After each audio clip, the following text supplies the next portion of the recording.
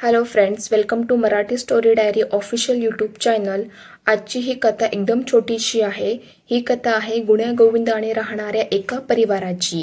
एका गावात एक प्रतिष्ठित कुटुंब राहत होतं। तसं बघायला गेलं तर संपूर्ण गावातच त्या कुटुंबाचे नाव होते, ते म्हणजे राणे कुटुंबीय। अफाट संपत्ती, 7 पिढ्या बसून खातील एवढी संपत्ती होती, पण पाय मात्र जमिनीवरच होते।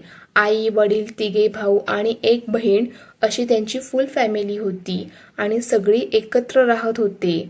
रमेश रावांच्या 2 मुलांची म्हणजे राजेश आणि संदीपची लग्न झालेली। दोन्ही सुना एकमेकांशी बहिणीप्रमाणे वागायच्या।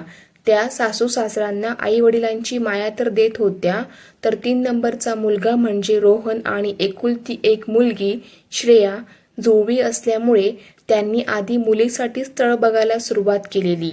खूप सारी स्थळं येत होती, पण मनासारखा तिला साजेसा मुलगा मिळत नव्हता।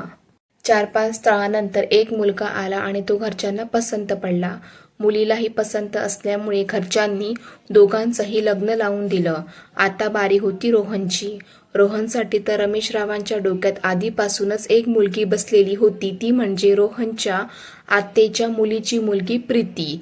त्यांनी रोहनला आणि घरच्यांना तसं सुचवलं।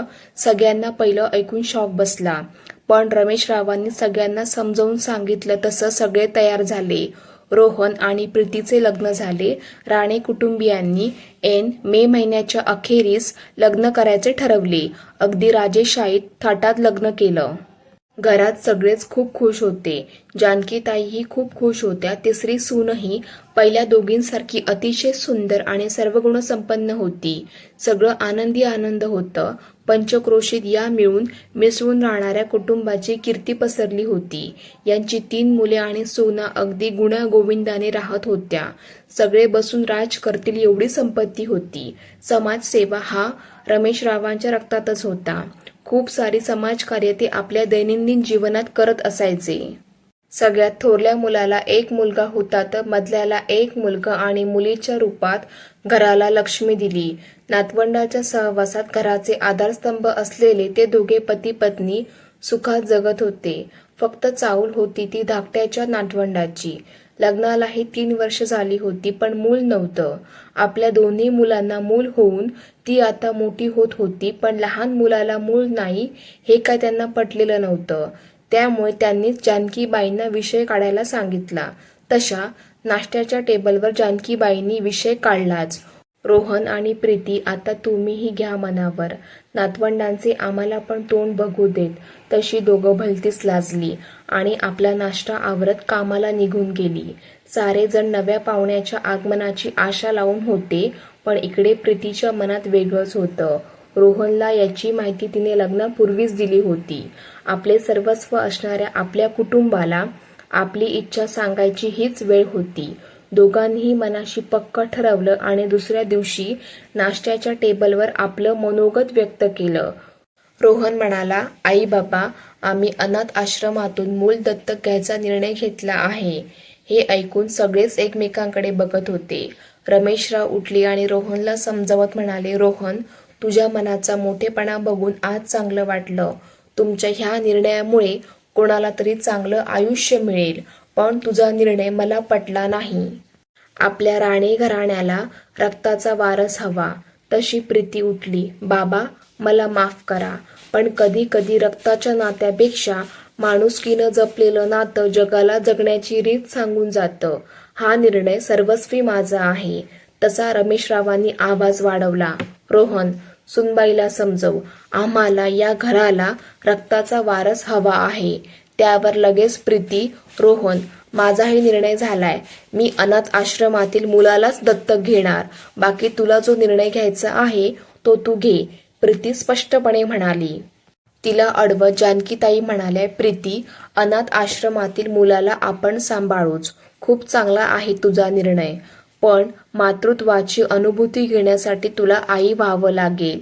आई पण अनुभवावं लागेल। जेव्हा आपल्याला बाळ होतं तेव्हाच खऱ्या आनंदाचा सोहळा आपण अनुभवतो। आई, माफ करा, पण मातृत्व अनुभवणे फक्त स्वतःचं मूल झाल्यावर शक्य आहे का? अनाथ लेकरांची आई झाले तर ते मातृत्व नसेल का? प्रीती, हे मला माहिती नाही, माझा निर्णय हा शेवटचा असेल आणि तुम्हाला पटत नसेल तर या घराचे दरवाजे तुमच्यासाठी कायमचे बंद राहतील, रमेशराव ओरडून म्हणाले. राजेशने रमेशरावांना समजवण्याचा प्रयत्न केला. संदीपने रोहनची समजूत काढली, पण सारं व्यर्थ होतं. या सुखी संसाराला नजर लागली कुणाची तरी.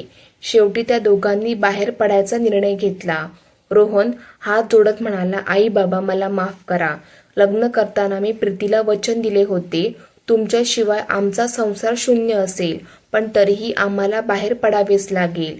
बाबा, तुम्ही म्हणता ना, जी गोष्ट मनाला पटली ती नक्की करावी, कुणाची पर्वा न करता. पण तुमची पर्वा आम्हाला नेहमीच असेल. तुम्ही फक्त हाक द्या, आम्ही दोघेही तुमच्या सावलीत असू. पण आता आम्ही जातो. त्यावर रमेशरावांनी तोंड वळवलं, पण हृदय मात्र आर्त होऊन दोघांना पाहत होतं. करारी असले तरी हळवे होते ते. जानकीताईंनी डोळ्याला पदर लावला. दोघा भावांनी आणि वहिनींनी समजूत काढली, पण त्यांचा निर्णय झाला होता. प्रीतीला घरातून जायला होत नव्हतं. आपण रोहनला त्याच्या घरापासून तोडत आहोत या जाणीवीने ती हळहळली. या साऱ्यात पिवटून निघालेल्या रोहनच्या डोळ्यात पाणी आले, पण बायकोच्या मागे तो ठामपणे उभा राहिला. घराण्याकडूनच घेतले होते ना सहजीवनाचे संस्कार, तसे दोघे पण घरातून बाहेर पडले आणि त्यांनी 4 वर्षाच्या राधाला दत्तक घेतले. राधाच्या रूपाने प्रीतीच्या मातृत्वाला बहर आला. पण जानकीताई आणि रमेशराव मात्र हिरमुसले. एवढ्या मोठ्या वाड्यात कोणालाच अन्न गोड लागेना. सुख अंगण सोडून कायमच गेलं जणू असं वाटू लागलं. सगळेच खचले होते. लाडका लेक आणि मुलीची माया देणारी सून त्यांना हवी होती, पण रक्ताचा वारस साऱ्या नात्यांच्या आड येत होता.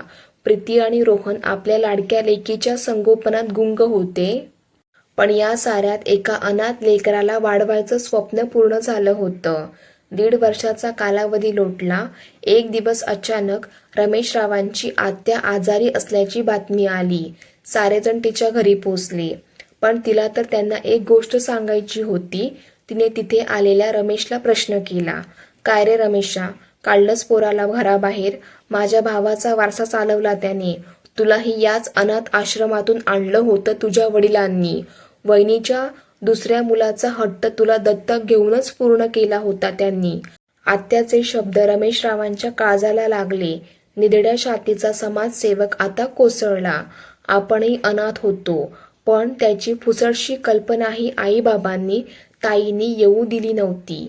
आपला स्वीकार करून उज्ज्वल भविष्याचं दान दिलं त्यांनी. मग आपल्या लेकाने सुनेने तेच पुण्यकर्म केलं तर त्यात गुन्हा काय केला? रमेशरावांना रडू कोसळलं. त्यांनी सरळ रोहनचं घर गाठलं, लेकाची आणि सुनेची माफी मागितली. तो समाजसेवक लहान मुलाप्रमाणे रडला. आपल्या नातीला उचलून घेताना काळीज भरून आलं. रक्ताच्या वारसाचा हट्ट सोडून त्यांना ढोल ताशाच्या गजरात ते घरी घेऊन आले. त्यामुळे घर परत गोकुळनंदन झाले.